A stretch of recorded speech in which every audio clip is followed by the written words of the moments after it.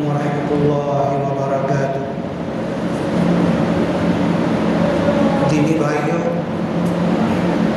دنیا کے تمام انسانوں، اس سے پہلے حضرت ابراہیم علیہ السلام کی بات چل رہی تھی،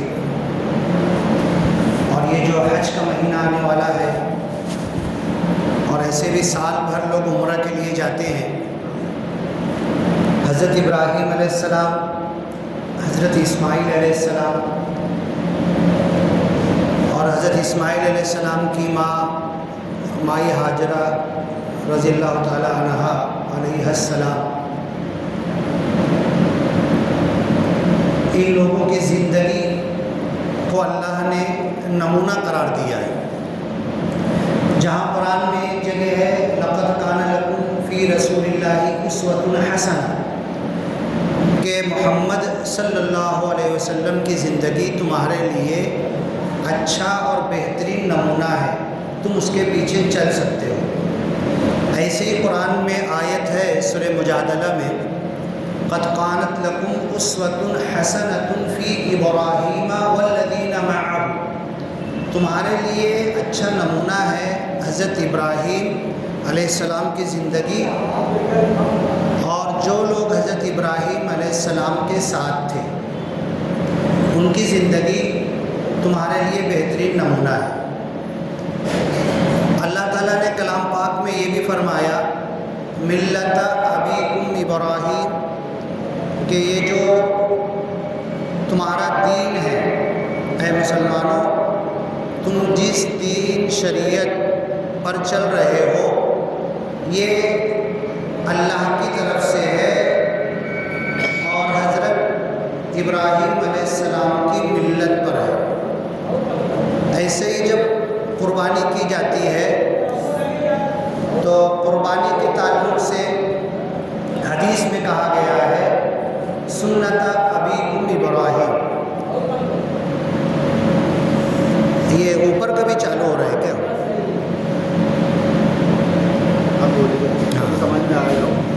سنت ابیکم ابراہیم، قربانی کو بھی حضرت ابراہیم علیہ السلام کی سنت قرار دیا گیا ہے۔ اب ایک چیز ہم غور کریں کہ حضرت ابراہیم علیہ السلام کی زندگی بچپن سے جس گھر میں پیدا ہوئے وہ شرک و بت پرستی میں ڈوبا ہوا تھا۔ ان کے جو والد تھے ابا جان، وہ گاؤں کی سب سے بڑی مندر کے پجاری تھے، اور سال بھر میں جب جیسے انڈیا میں ہم دیکھتے ہیں کچھ تہوار آتا ہے، مورتیاں بنتی ہے، بکتی ہے، لوگ اٹھا کے لے جاتے ہیں خرید کر، کچھ دن رکھنے کے بعد پھر وسرج کر دیتے ہیں۔ تو ایسے ہی اس قوم کے اندر بھی مورتیاں بنتی تھی، سونے کی، چاندی کی، ہیرے جواہرات کی، سستی مہنگی بکتی تھی، خریدی جاتی تھی، گھروں میں لا کے رکھتے تھے، اور کچھ دنوں بعد جا کر اس کو پانی میں ڈبا دیتے تھے۔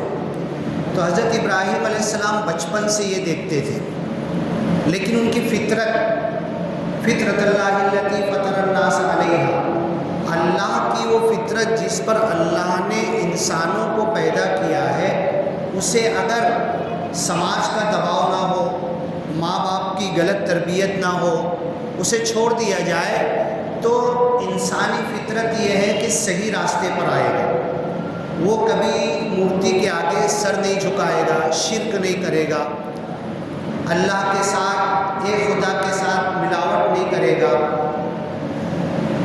اپنا خدا پیدا کرنے والا ایک کو مانے گا۔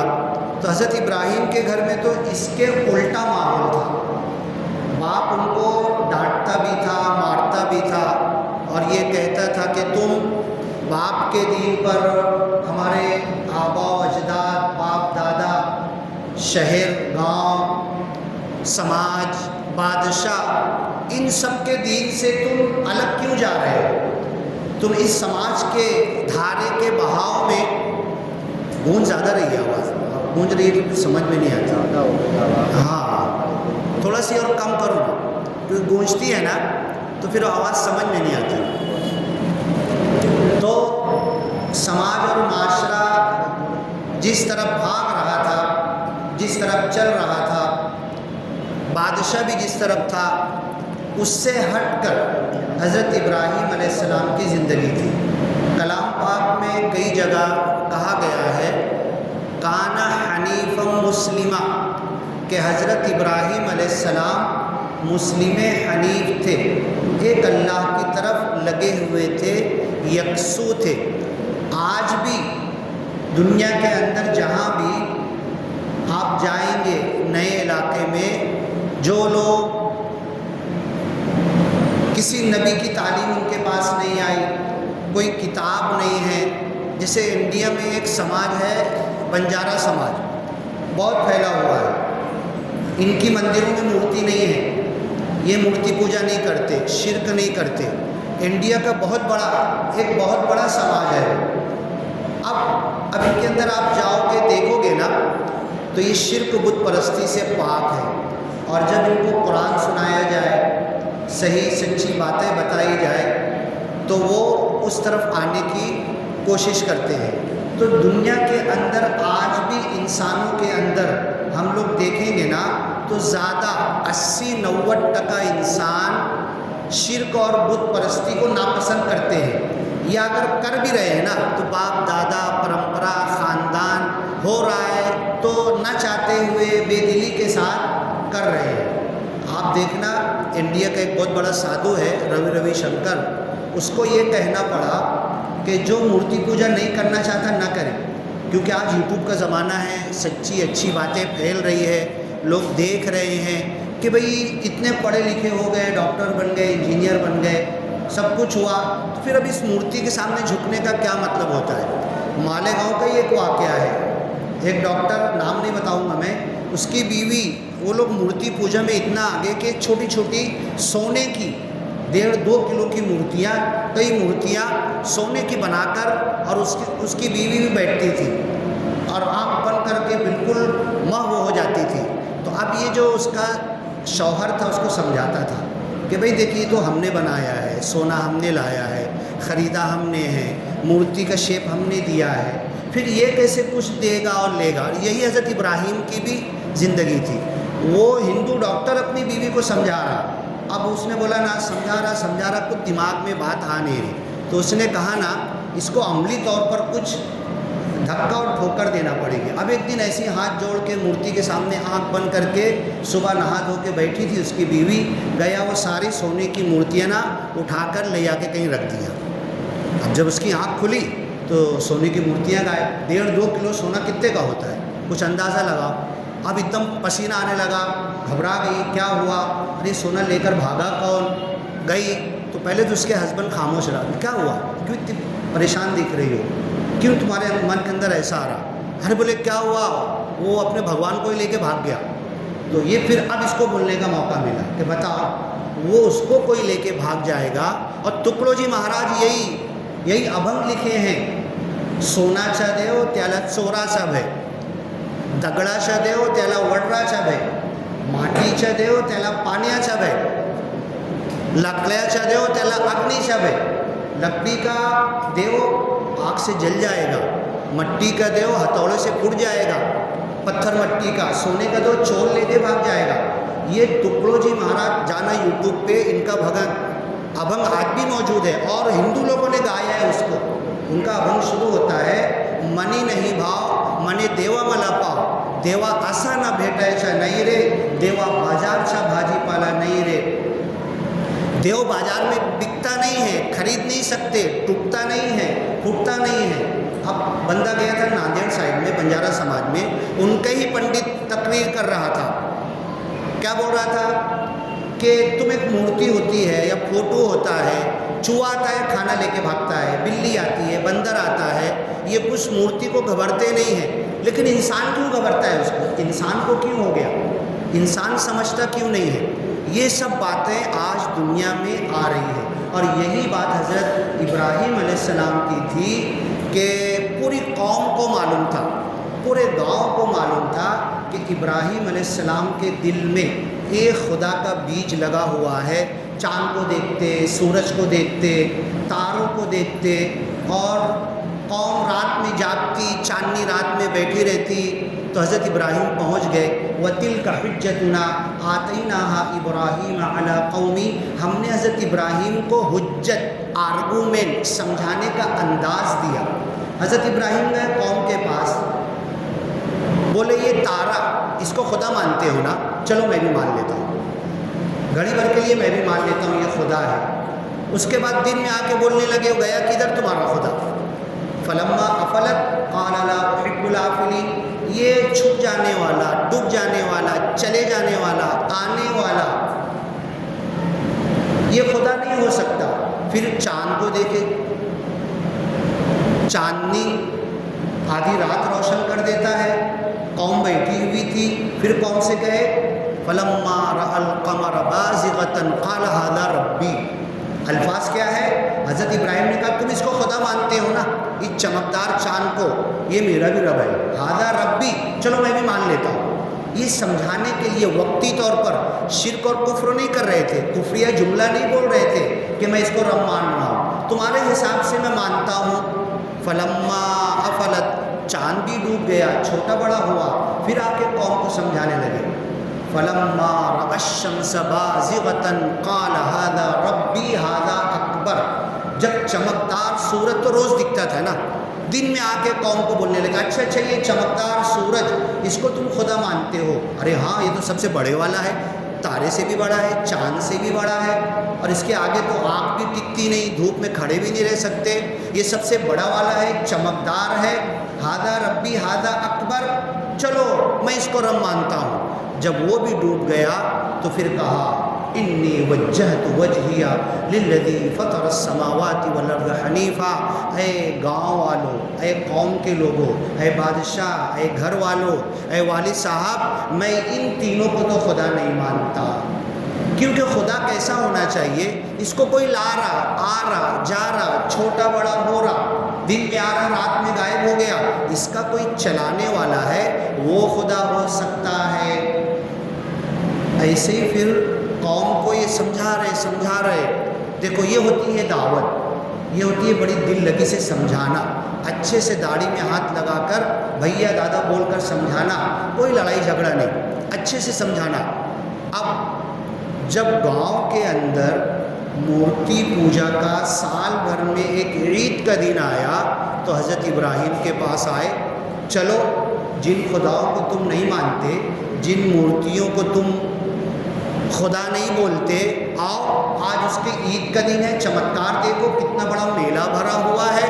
تو حضرت ابراہیم نے کہا کہ نہیں, یہی تو مجھے بیماری ہے, یہی تو مجھے روگ لگا ہوا ہے کہ میں کیسے ادھر آؤں, میں اس میں شامل کیسے ہوں. انی سقیم, مجھے یہ بیماری ہے, میں انہیں خدا نہیں مانتا, تم کہتے ہو میں پاگل ہو گیا ہوں, پورا گاؤں ایک طرف جا رہا, مجھ کو کہتے ہو یہ مجنون اور پاگل اور بیمار ہو گیا, ان خداؤں کے لیے کیوں نہیں آتا. اب ان کے من میں تھا کہ جب یہ پورے میلے میں چلے جائیں گے تو گاؤں کے بڑے مندر میں جا کر جو دل میں آیا تھا وہ پورا کر ڈالیں گے. اب پورے گاؤں والے چلے گئے, اب بڑے مندر میں گئے, بڑے مندر میں لائن سے مورتیاں رکھی ہوئی ہے, ایک بڑی رکھی ہوئی ہے. ما لکم لا تاکلون, ارے مورتیوں تمہارے سامنے اچھا اچھا کھانا رکھا ہوا ہے, فصل جو نکلی, پہلا پھل فروٹ آیا, شیتکری نہیں کھایا, تمہارے سامنے لا کر رکھ دیا. الا تاکلون, تم کھاتے کیوں نہیں؟ ہاں ارے بولو تو صحیح, کیوں نہیں کھا رہے تم؟ ما لکم لا تنطقون, جواب کیوں نہیں دے رہے, کچھ بول کیوں نہیں رہے. اب فراغ علیہم ضربا بالیمین, سیدھے ہاتھ میں ہتھوڑا لیے ہوئے تھے, سب کو توڑ پھوڑ کر رکھ دیا. یہ حضرت ابراہیم کو پتہ تھا, قوم کو معلوم تھا ان خداؤں کے تعلق سے ایسا بولتا ہے. اب شیطان دوڑا گیا اور پورے قوم والوں کو بولا, بھاگے ہوئے آئے, گاؤں کی بڑی مندر کی وہ حالت دیکھے. من فعل هذا بآلهتنا, یہ ہمارے خداؤں کے ساتھ کس نے کیا.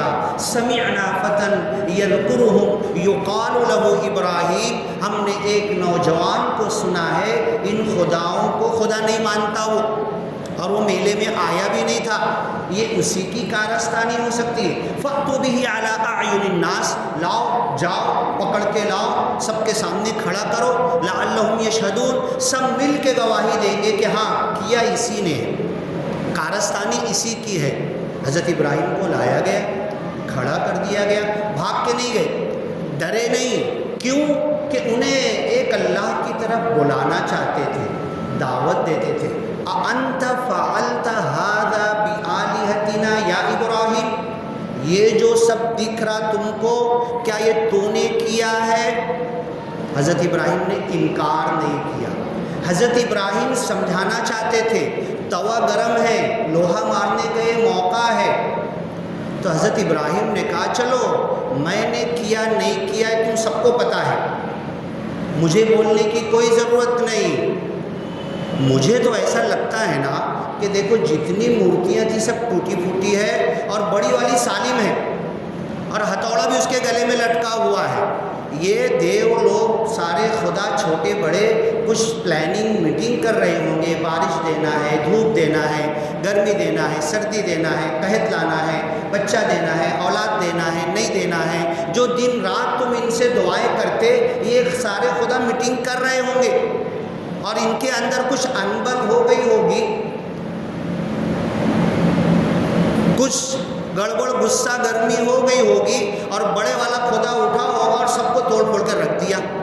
تو پھر قوم بولنے لگی اے ابراہیم علیہ السلام، اور پوچھ لو نا ان سے ہی پوچھ لو نا، کسی کا ہاتھ ٹوٹا ہے، کسی کا منہ ٹوٹا ہے، لقد علمت ما هؤلاء ينطقون، اے ابراہیم تم کو معلوم ہے علیہ السلام یہ بات نہیں کرتے۔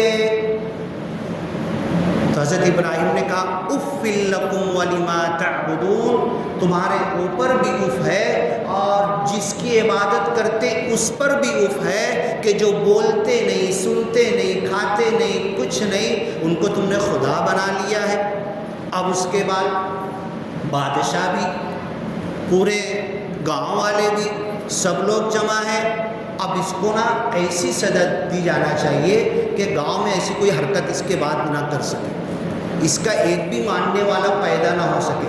لکڑیاں جمع کرو، لکڑیاں جمع کرو اور اس کو قید میں ڈال دو، اور جب بہترین ڈھیر ساری لکڑیاں ہو جائے، جب اس کو جلاؤ تو اس آگ کے اندر اسے پھینک دو۔ فَأَلْقُوهُ فِي الْجَحِيمِ، قرآن کے الفاظ ہے جہنم کو جحیم کہا گیا قرآن کے اندر۔ تو اتنی بڑی آگ روشن کیے تھے کہ اوپر سے پرندے اڑتے ہوئے گر جاتے تھے۔ فَأَلْقُوهُ، اسے ڈال دو۔ اب ڈالا کیسے جائے؟ ڈالنے جا رہے تو ڈالنے والے کو آگ لگ رہی ہے، وہ بھی دور سے جل رہا ہے، تو پھر جیسے منجنیق سے ہم گلیل بناتے ہیں ویسے اٹھا کر حضرت ابراہیم کو پھینک دیا گیا۔ اب دو شکتی ہوتی ہے کہ دنیا کے اندر جتنے کام ہو رہے اللہ تعالیٰ کر رہا ہے۔ یہ اللہ دار الاسباب، ماں باپ ہے تو بچہ پیدا ہوگا، بیج ڈالے تو جھاڑ اگے گا، راستہ چل کے گئے تو منزل تک پہنچیں گے، یہ سبب ہے۔ تلوار ہے تو گردن کٹے گی، ڈھال ہے تو بچاؤ کریں گے، یہ سبب ہے۔ تو اللہ تعالیٰ اپنا کام سبب کے ذریعے کرتا ہے، یہ سب کو پتہ ہے، لیکن اللہ تعالیٰ کا ایک ایمرجنسی، بالکل فوراً ابھی ہونا ہے تو ہو جا، کن فیکون، کہہ دیا اور ہو گیا۔ تو اللہ تعالیٰ کی جو کن فیکون کی شکتی ہے، اللہ اپنے نبی کو، ہر نبی کو، اپنے بندے کو، تم کو اور ہم کو، آپ کے ہاتھ میں بچہ ہے نا، بچہ نیچے بیٹھا ہوا ہے، بچے کو نہیں معلوم کہ آگ جلاتی ہے، وہ دھیرے دھیرے جائے گا، آپ چھوڑو گے تو ایک دم بس ہاتھ ڈالنے کو آپ اس کو پکڑ لو گے۔ اب حضرت ابراہیم علیہ السلام، علامہ اقبال نے کہا آگ ہے، اولاد ابراہیم ہے، نمرود ہے، کیا پھر کسی کا انتہا مقصود ہے؟ آج بھی آگ ہے، آج بھی شرک کرنے والے ہیں، آج بھی ظالم بادشاہ ہے، آج بھی نبیوں کی طرح دعوت کا کام کرنا ہے، لوگوں کو سمجھانا ہے، کمر پکڑ کے جہنم سے بچانا ہے، ایک خدا کی طرف بلانا ہے۔ کیا پھر کسی کا انتہا مقصود ہے؟ آؤ، کون آنا چاہتا ہے حضرت ابراہیم کی طرح؟ کون طرز عمل اختیار کرنا چاہتا ہے؟ قربانی کر کے گوشت تو ہر کوئی کھانا چاہتا، قربانی دینا کون چاہتا ہے؟ اب حضرت ابراہیم کو جب آگ میں ڈالے، یا نار کونی بردم و سلاما، فرشتے کو نہیں بھیجا، ہر کام فرشتوں سے کرواتا ہے اللہ تعالیٰ، یہاں ڈائریکٹ اللہ کہتا ہے اے آگ ہو جا ٹھنڈی، بردم و سلاما، سلامتی، تیرے اندر گرنے کے بعد حضرت ابراہیم نہ جلے، یہ تو پکی بات ہے، ان کو سلامتی، ان کو چوٹ بھی نہ آئے۔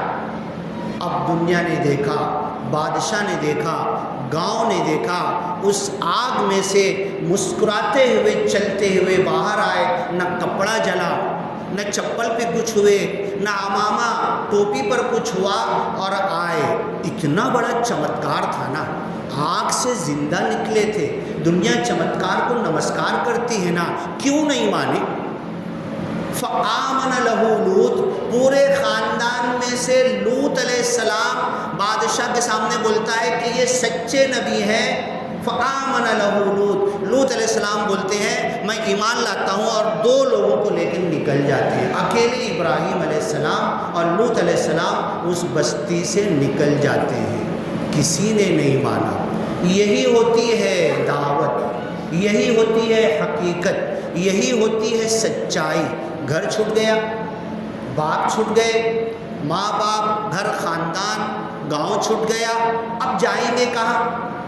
انی ذاہب الی ربی سیہدین، میں اپنے رب کی طرف جا رہا ہوں۔ ایک حدیث آپ نے سنا ہوگا نا کہ کسی گاؤں میں طاعون کی بیماری پھیل جائے تو حدیث میں ہے کہ نہ اس گاؤں میں باہر سے کوئی جائے، نہ اس گاؤں سے نکل کے کوئی باہر جائے۔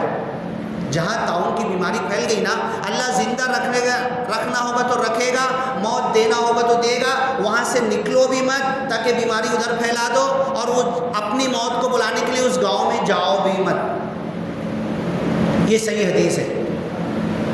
حضرت عمر رضی اللہ تعالیٰ عنہ کے زمانے میں آپ گئے، خلیفہ تھے، ایسے خود مختار خلیفہ، آرڈر جو دے دیے تو سننا ہے، کرنا ہے۔ ایک بستی میں گئے، گاؤں میں گئے، وہاں پر طاعون پھیلا ہوا تھا۔ اب جو بھی کام کاج کرنا تھا حکومت کا، اتنے بڑے خلیفہ تھے، کام کاج کر کے نکلنے لگے تو کچھ صحابہ نے کہا اے عمر رضی اللہ عنہ، کیا اللہ کے رسول کی حدیث آپ کو پتہ نہیں ہے؟ اس طاعون والے گاؤں سے اب آپ نکل کے جا نہیں سکتے۔ حضرت عمر نے ایک تاریخی جملہ بولا کہ مجھے موت اس طاعون والے گاؤں میں بھی آ سکتی ہے، مجھے موت مکہ مدینہ میں بھی آ سکتی ہے، کہیں بھی آ سکتی ہے، میں موت کے ڈر سے نہیں جا رہا ہوں، اتنی بڑی جو خلافت کی ذمہ داری اللہ نے دی ہے اس کے لیے جا رہا ہوں۔ افر من قدر اللہ الی قدر اللہ، میں اللہ کی تقدیر سے نکل کر اللہ کی تقدیر کی طرف جا رہا ہوں، مجھے موت کا کوئی ڈر نہیں ہے، مجھے اپنی ذمہ داری سنبھالنا ہے۔ اس طاعون والے گاؤں سے نکلے، نہ آپ کو انفیکشن ہوا، نہ آپ کو بیماری لگی، نہ آپ کی وجہ سے کسی کو لگی، تو یہ ہے انی ذاہب الی ربی سیہدین۔ گاؤں چھٹ گیا، بادشاہ ناراض ہو گیا، بولے اب تو اس کا کچھ کر نہیں سکتے، اس کو تو قتل بھی نہیں کر سکتے، اس کو تو مار بھی نہیں سکتے، اس کو اپنے حال پہ چھوڑ دو، جدھر جانا ہے جائے۔ تو اپنے بھتیجے لوط علیہ السلام کو لیے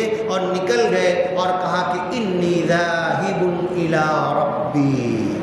جس اللہ کی دعوت دے رہا تھا، جس اللہ کی طرف بلا رہا تھا، جس ایک خدا کی طرف میں نے پورے گاؤں کو، گھر والوں کو، ماں باپ کو، بادشاہ کو میں نے اتمام حجت کر دی، سمجھانے کی حد کر دی، سب کچھ سمجھانے لگا، لیکن نہیں مانے، مجھے آگ میں ڈالے، آگ سے زندہ نکلا، اور اب میں جا رہا ہوں۔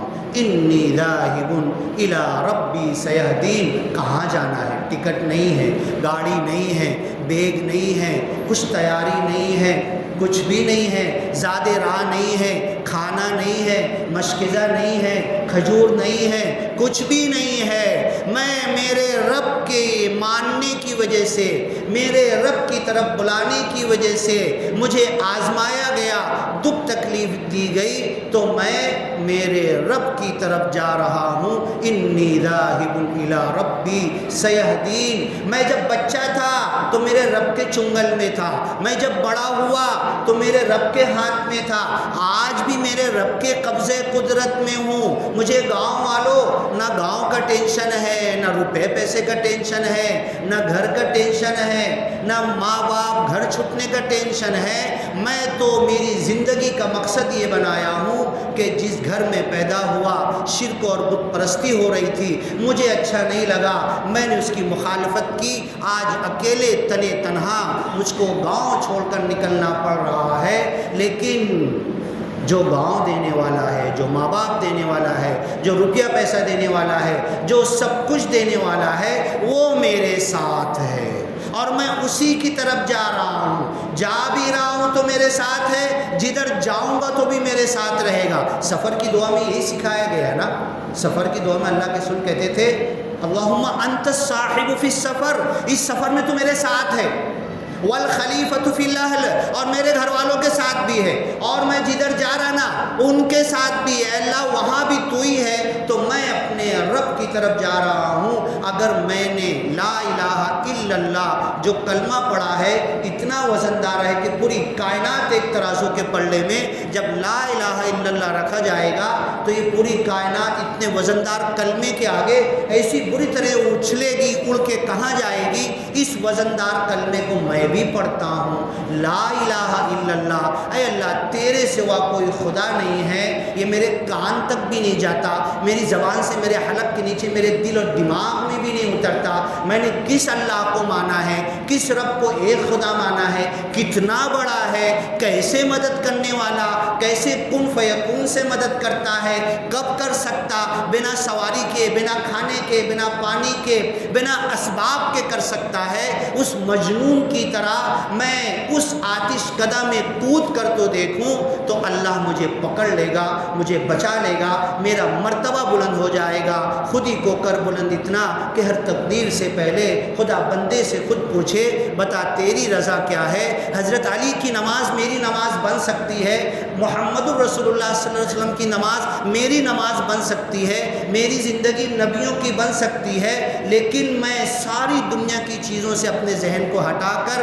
اس عقیدہ توحید کو، اس ایک خدا لا الہ الا اللہ کو جو میں نے مانا ہے میرے دل دماغ میں پکا ہو جائے، اور اس کی طرف پوری دنیا کو لانے کے لیے میں دیوانہ وار چل پڑوں، تو کہاں کھاؤں گا، کہاں سوؤں گا، کیا کماؤں گا، کہاں پر رہوں گا، کیا پہنوں گا، کدھر جاؤں گا، کون ساتھ دے گا، کون اختلاف کرے گا، اور کیسے میرا مشن آگے بڑھے گا، مجھے کچھ نہیں معلوم، لیکن میرے ساتھ میرا رب ہے۔ اس کلمے کی برکت سے اللہ مجھے آگے بڑھائے گا، اور دنیا میں اس کلمے کی برکت سے کچھ کام کر کے دکھا دوں گا۔ اللہ تعالیٰ ہمیں توفیق عطا کرے کہ ہر نبی حضرت آدم سے لے کر حضرت ابراہیم تک، حضرت ابراہیم سے لے کے محمد الرسول اللہ تک صلی اللہ علیہ وسلم، اور محمد الرسول اللہ سے قیامت تک جو سچے پکے اچھے ایمان والے بندے اس ایمان کے لیے دنیا میں کام کریں گے، اس صفوں میں، اس کام میں اللہ تعالیٰ ہمیں استعمال کر لے، ورنہ کھانا پینا، بیوی بچے، گھر بار سب کر کے چلے جاتے ہیں،